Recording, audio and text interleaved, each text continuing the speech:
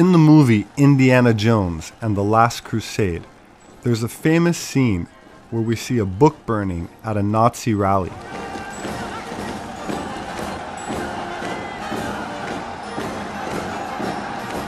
While it is true that these book burnings took place, one is never told what type of literature was destroyed.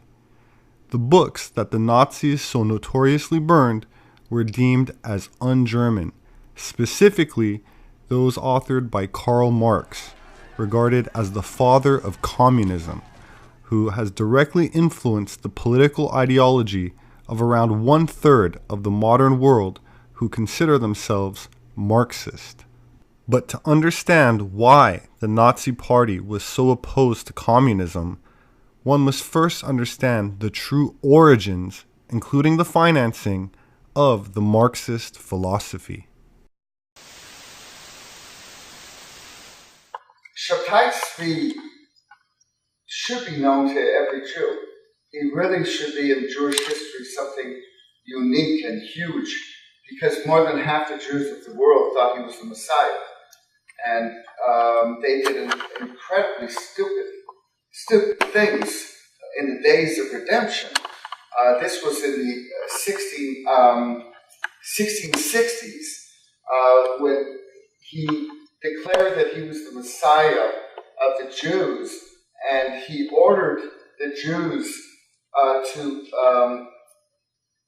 blaspheme the Torah. That's putting it mildly. What he decided was that debauchery was theology. That every word of the Torah is true in the opposite sense. That means 613 mitzvot were all sins. And all the sins became mitzvot. And, well, let's take a simple example. Do not kill became do kill. Do not adulter became do adulter.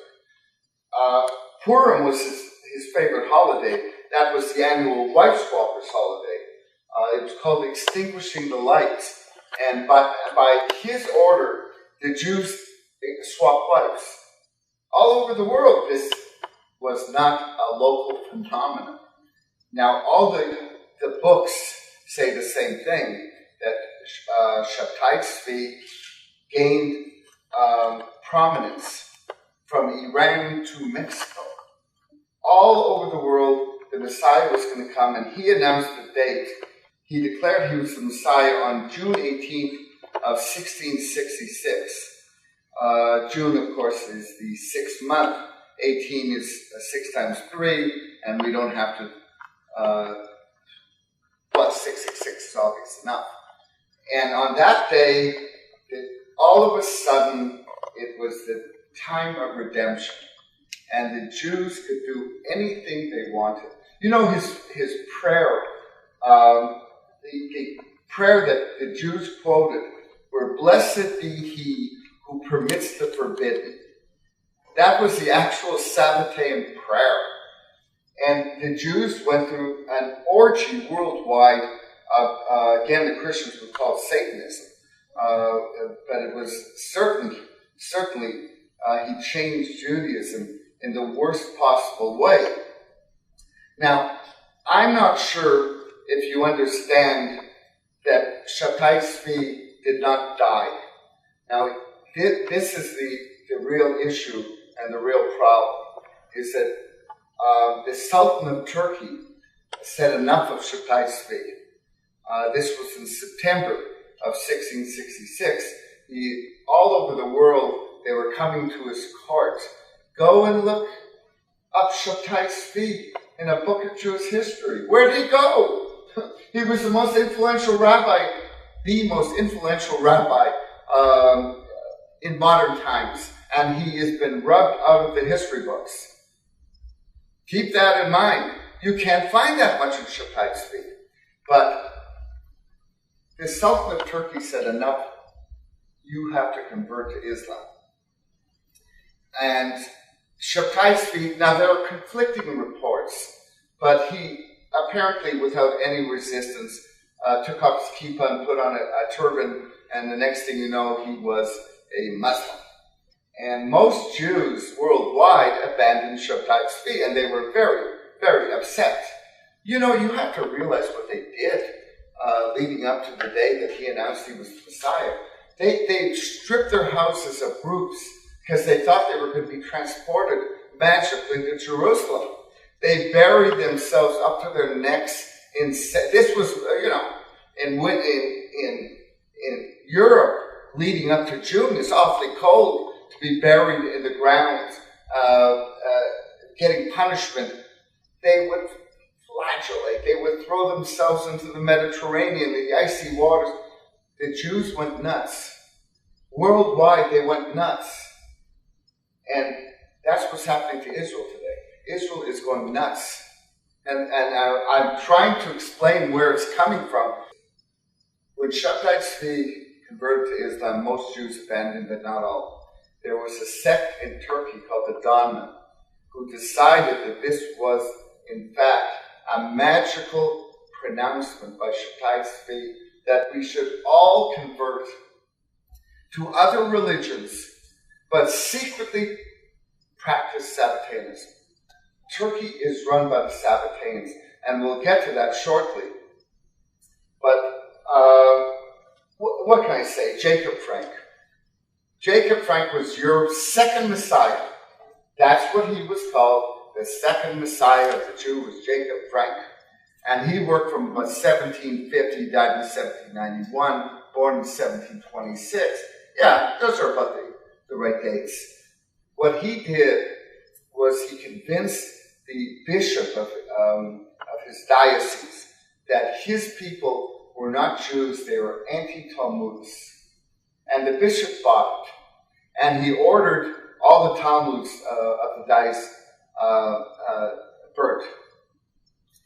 And then he said, I'll bring you lots and lots of new Catholics. He brought him 5,000 to be mass converted to Catholicism.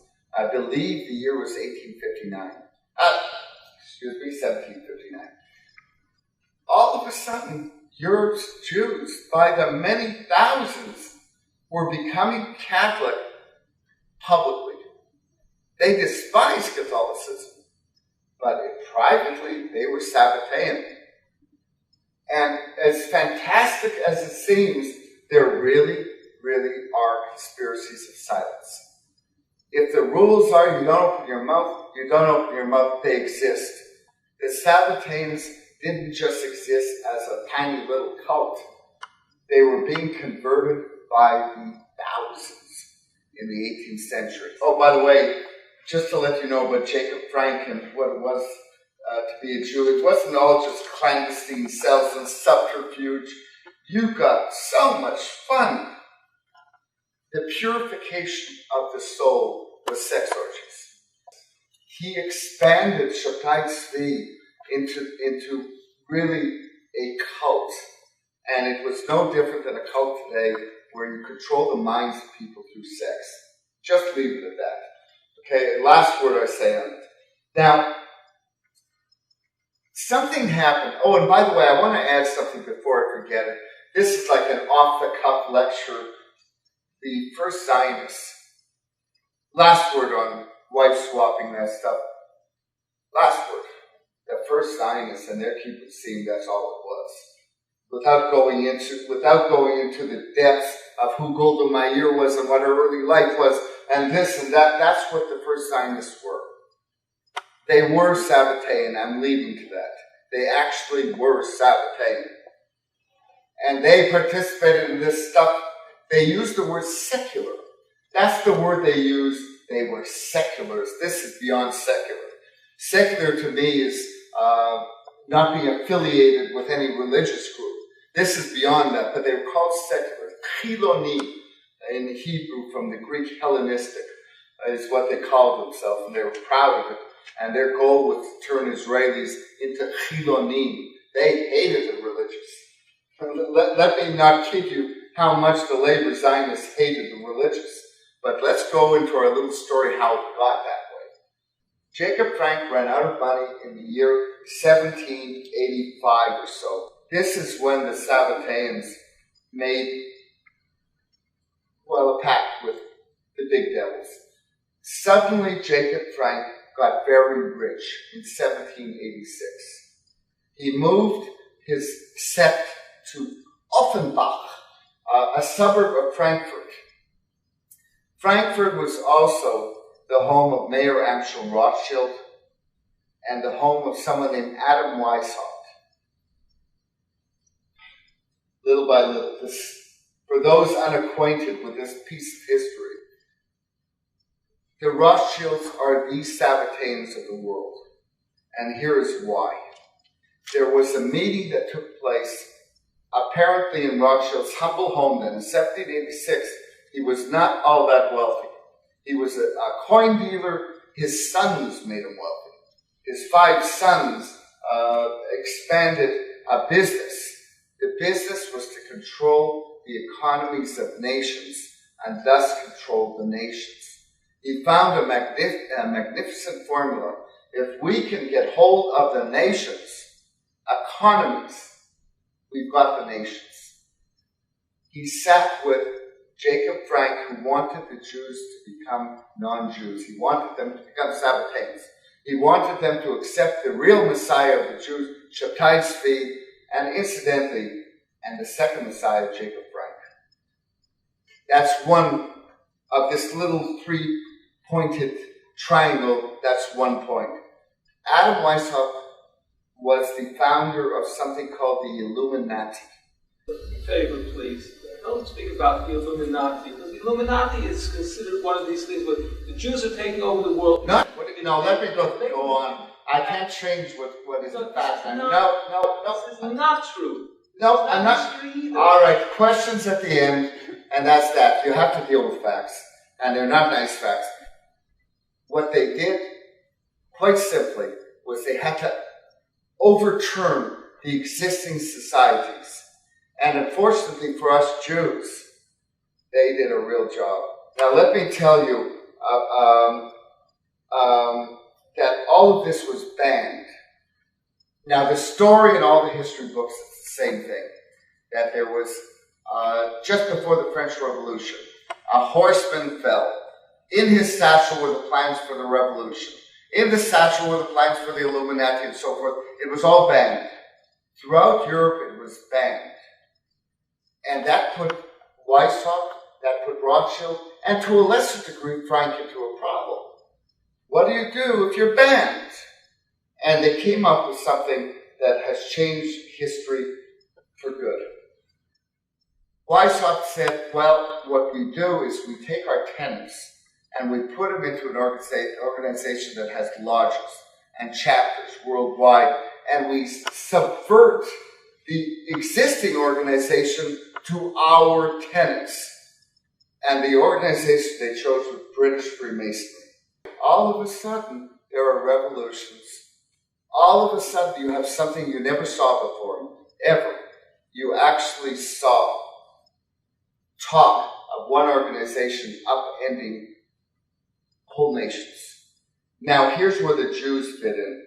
And this is the scary part. You now have a new world. Germany is Sabbateanism. That is where it began. Turkey is the Don. That's the home of Shabtai Tzvi. It's a major player, but it's now being shifted. The real players from here on in were Germany first, and then London, where there was freedom to expand on their ideas. So suddenly you had Jews who were no longer Jews. Karl Marx, Friedrich Engels. They moved from Germany to London. From London, their ideas spread all over the world. In America, Solomon Schechter, the Reform movement. It's all the same. Germany to London, where it spreads to America. The Rothschilds took on America. And all of the following names are simply not Jewish. Within one generation, they stopped being Jewish. But from Frankfurt, Germany, the Rothschilds sent John Jacob Astor, Jacob Schiff, Max Warburg. He sent all of his agents to America to corrupt the robber barons, essentially. If you were very, very successful, they made a deal with you. You promote our thinking, and our thinking is the end of Jews. What you have now with America is try and find a Jewish Astor anymore. Try and find a Jewish Schiff. John Jacob Schiff's grandson is married to Al Gore's daughter. You got the Rockefellers, the Morgans, the Carnegies, the Harrimans. They were all given European money. America was not all that rich in the 19th century. You had people building railroads, you had them putting up steel mills, but the money was in Europe. And it was in the hands largely of the Rothschilds. They agreed for ideological purposes that if you play our game, we'll give you power you've never had before. And this is how non-Jews started doing the work of the Sabbateans. And I have to be very, very easy on this. Very easy on this.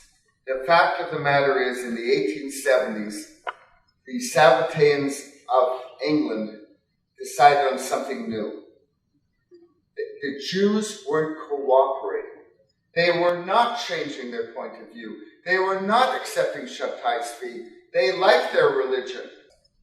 They figured out the ultimate plan to get the Jews to be Sabbateans. They're going to take back Israel. They developed Zionism. In the 1870s, they developed a perfect plan to get the Jews back to where they wanted the Jews to be. They developed Zionism.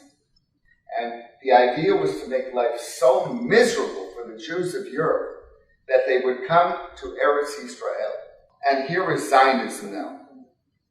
Folks, this is going to probably be a little shocking.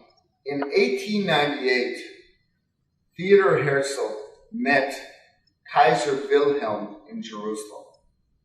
Now, if you think that Jerusalem was a good place to go on a holiday in 1898, you don't know how bad it really was. Jerusalem, in fact, was a rotten place. There were no roads. The Kaiser didn't take a tram steamer, everyone else did. You went up skinny little roads. There were no hotels. It was disease-ridden. You couldn't get a decent meal. And yet the most powerful leader of Europe came to Israel to put up 3 churches. One, a very big church, the Church of the Dormition Abbey, the Church of the Dormition. On November 2nd of 1898, in Jerusalem, he met the father of Zionism, Theodor Herzl. Why would Herzl make that awful trip to Jerusalem to meet Kaiser Wilhelm? There was only one answer. He wanted a state. That's the only answer. And if you go on the internet, because this has been the most important meeting of modern Zionism, Herzl meets the Kaiser of Germany in Jerusalem. Try and find it on the internet. It's been rubbed out. And the few sources that I got said all the same thing. Herzl was rebuffed. Rebuffed from what? What did the Kaiser do to rebuff Herzl? And the answer is, he said, no, you're not going to get a state. We are not going to go to war with Turkey and give you a Jewish state because we have made an alliance with Turkey. And they permitted us to put up a church on the highest point in Jerusalem. I have a picture of it. Afterwards, take a look at the Dormition Abbey, and you'll see that Germany and Turkey formed an alliance. In 1901, Theodor Herzl met the British Zionists who wanted Britain, not Germany, to get the Jewish state. And Theodor Herzl said, forget it. We cannot have a state in the ancient land of Israel. We would have to fight the Turkish-German alliance. It would kill millions upon millions of people. We can't do it. It's not worth it. He said to the British, You have land in Africa. Just give us Uganda. It'll do. We'll live with it. And this would have ruined the Sabbatean plan. It would have destroyed the plan of the Sabbateans. The only way to get the Jews to become a different people was to have Eretz Israel back, not Uganda. Uganda wouldn't have done the trick. And anyways, we'd be Rhodesia today. So, I mean, it wouldn't have worked anyways. So, now here, and I warn you ahead of time, it's not easy speech, but nonetheless, I'm going to say it. Theodor Herzl went at the age of 44 into a sanatorium in Paris shortly after this little announcement. For a disease, go and look every which way and find out what was wrong with Herzl. I sure couldn't. And he died after 2 weeks in the sanatorium. Now, when I was growing up, this is what they told me. My parents, my Hebrew school teachers, they all told me the same thing. That darn Herzl worked so darn hard that his heart stopped. Yeah, sure he did. He died at 44. Even in 1905, you just didn't drop dead at 44 because your heart stopped. He was murdered. And this was the first of the Zionist murders. You've now got a new leader of the Zionists. But then you got yourself a bad one. You got yourself a really, really dreadful, mass-murdering head of the Jewish agency, Chaim Weizmann. 1936, World Zionist Conference, Basel, Switzerland. Weizmann was applauded, no less, for saying, in the upcoming Holocaust, he used the word Holocaust, there may not be 2 million surviving Jews, but they will be strong and good for Eretz Israel. We're going to talk about the connivance very shortly of the labor Zionists with the Nazis. And it's not a nice story. Weizmann knew a Holocaust was coming. It was planned. Folks, I'm going to test your maturity now. All right? And I'm not kidding when I say this. You are amongst the privileged who are going to hear this. I give this to Goyish crowds, and they are big crowds, and they accept this. Jews have a different problem. They don't want to accept it. Chaim Weizmann was a butcher. His name should be taken off every university and technical institution, everything. Wipe the name off. In 1908, a Sabbatean named Atatürk took over Turkey. And go on the internet and write Atatürk Sabbatean or Atatürk Jew, and you are going to be very surprised how much Hebrew this man knew. The Young Turks, the Donma, took over Turkey. Through their little Masonic lodges, Turkey was now taken over by the Sabbateans. Stage 1 done. Stage 2, let's practice a Holocaust. They murdered 1.5 million Armenians during World War I. This was a dry run for the big one. In 1932, 250 plus organizations represented German Jewry. 250 plus. In 1934, 1. Labor Zionism. All the rest were wiped out, and only 1 was left, Labor Zionism. Labor Zionism were allowed to keep camps to indoctrinate German Jewry into Sabbateanism before they would be shipped to Palestine. Practically all the Jews who came to Israel in the 30s were German. 70,000 of them. The reason why was the transfer agreement. Go on buy my book, it'll be dirt cheap. Otherwise, go on the internet, look up the transfer agreement. What an agreement. And this was the end of Zev Jabotinsky and the Peru Party as well. The transfer agreement stated it was an agreement between the Jewish Agency of Jerusalem and the Nazi Party. And it was signed and it went into effect.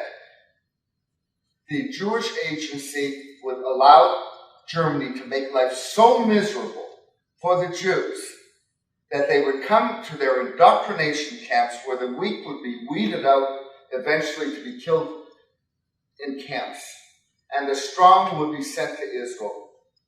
In return for which, the Jewish agency of Jerusalem would make sure that every immigrant used his funds to buy German goods, propping up the economy, would stop all protests, embargoes, anything against the Nazi regime. Worldwide, Jews in America were organizing parades against the Nazis. The word got out from the Zionists in Israel, leave the Nazis alone. During the Holocaust, there was only one Jewish organization led by Chaim Weizmann who knew a Holocaust was coming, and that was Labor Zionism. Now, let me tell you something that's going to be shocking to you. And believe me, I believe that you are mature enough to accept this. It isn't easy for me. Do you think when I was researching this, I was having a good time? The only Jews allowed into Israel from 1933 until the White Paper of 1939 were German Jews. Did you know Winston Churchill's mother was a Jew? And that means that Churchill himself was Jenny Jacobson. Her father was a stockbroker from New York. Churchill was a Jew. He was a Sabbatean. Look, again, you have to look this up on the internet, who Jenny Jacobson was. Churchill was a Jew. He was another Benjamin Disraeli. It doesn't matter if they convert to, the Sabbateans convert and they mix. It's a very ugly, messy situation. Stalin. You think Stalin was a Jew? All three of his wives were Jews. All his children are Jews. This is Sabbateanism. This was a Sabbatean war. I'm not being overly dramatic when I say this either. This was a war fought by the Sabbateans, and they are not Jews. Don't mix them up. They are the enemies of the Jews. Israel took the German Jews and used them for seed stock to get a new Judaism. They were going to wipe out the Jews, as many as they could, of Europe, and start a new Judaism in Israel based on Sabbateanism. Everyone thinks it's left-wing, that the problem is the left are crazy. It's not the left.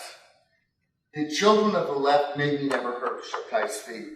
But in the ruling quarters, and in Israel that's not very many people, they know darn well who he was. The first president of Israel, Ben Tzvi, went to Turkey and became a true blue Sabbatean. Israel's founders were Sabbateans who went to Turkey to learn their stuff from the original Sabbateans. This is all true.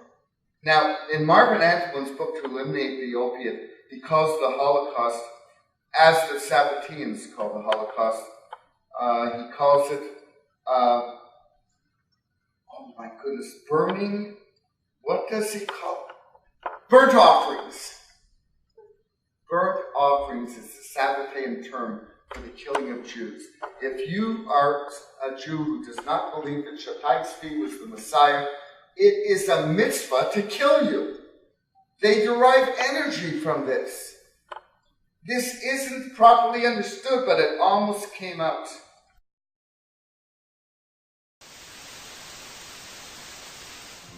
Live on Channel 5, this is the 10 o'clock news with Deborah Norville. Coming out revealing secret negotiation between the Nazis and the Zionists in 1933, which allowed German Jews and their assets to go to Palestine. Rich Samuels joins us tonight with the story of the controversy behind the book and the author's struggle to write it. Rich? Deborah, with the rise of Adolf Hitler to power in the spring of 1933, the Jews of the world were faced with a dilemma. They could raise a cry of protest, a cry few would heed, or they could make a deal with Hitler, a deal that would bring a step closer to their dream of an independent Jewish state. American Jews marched calling for the boycott of all German exports. Jews throughout Europe echoed that call, so did Jews everywhere. But a group of Zionists at the same time was quietly negotiating an agreement with the Nazis. to allow the immigration of German Jews and the transfer of their assets to Palestine. That deal, reported in August 1933, was the transfer agreement. Palestine, sparsely settled by Jews at the time, was radically changed as a result. I lived in Palestine from 1933 to 1936, and we saw every week transports of German Jews coming to settle in Palestine. German Jewish settlement of Palestine was, for a time, official Nazi policy. These photos of Jewish life in Palestine, along with a lengthy text, appeared in 1934 in the Berlin paper Der Angriff. A Nazi Visits Palestine was the title of the multi-part series. A medal was struck by Goebbels in commemoration. On one side, the swastika. On the other, the Star of David.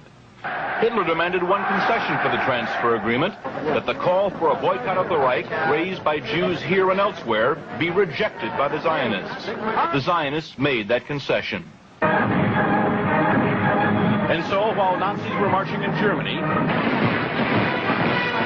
and while Jews were marching here, diplomacy was running a more important story. In the Mediterranean, where the dream of a nation-state for Jewish people came a step closer to reality. The story in this book some will find hard to accept. Starting in 1933, Hitler sent tens of thousands and ultimately as many as hundreds of thousands of German Jews to what is now Haifa and Tel Aviv in modern-day Israel, which is what those Zionist camps were for, all run by Zionist Jews who were called Sonderkommandos, which were the Jewish Zionists, and the gas chambers that we hear about were used to sterilize clothing from lice, and the Jewish immigrants were given their money and assets back in the form of German-made goods once they arrived in former Palestine. After all, where did the Jews who fought for Israeli independence come from in 1948? How did they get there?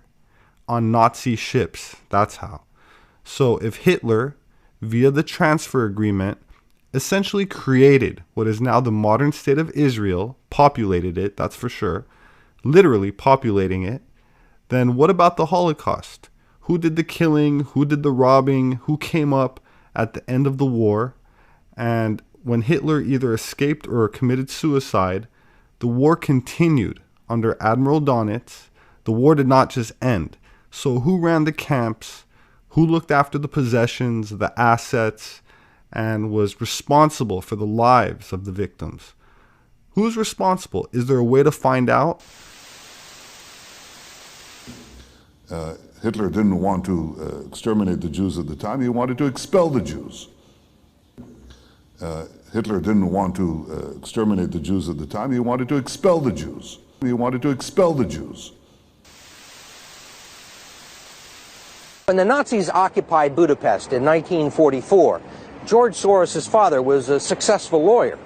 He lived on an island in the Danube and liked to commute to work in a rowboat. But knowing there were problems ahead for the Jews, he decided to split his family up. He bought them forged papers, and he bribed a government official to take 14-year-old George Soros in and swear that he was his Christian godson. George Soros accompanied his phony godfather on his appointed rounds, confiscating property from the Jews. These are pictures from 1944 of what happened to George Soros' friends and neighbors. You're a Hungarian Jew who escaped the Holocaust by posing as a Christian. Right. And you watched lots of people get shipped off to the death camps. Right. And I would say that that's when my character was made. In what way? That one should think ahead, one should understand and anticipate events.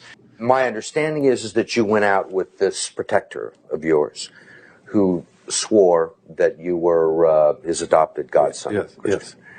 Went out, in fact, and helped in the confiscation of property from the Jews. That's right. Yes. I mean, that sounds like an experience that would send lots of people to the psychiatric couch for many, many years. Was it difficult? Not at all. Not at all. Although no Jews were harmed from 1933 to 1939, we must not forget the suffering and death that did happen towards the end of World War II, including the 15 million German civilians that lost their lives from being carpet bombed, nor the civilians who were nuked in Japan, and of course the Jews who did not get to participate in the transfer agreement unless we consider the transfer of their wealth to Sabbatean Frankists like George Soros, who today is a multi-billionaire and who ironically finances the same communist Antifa organization today that we saw in Germany. There are no coincidences. My name is Robert Sepher.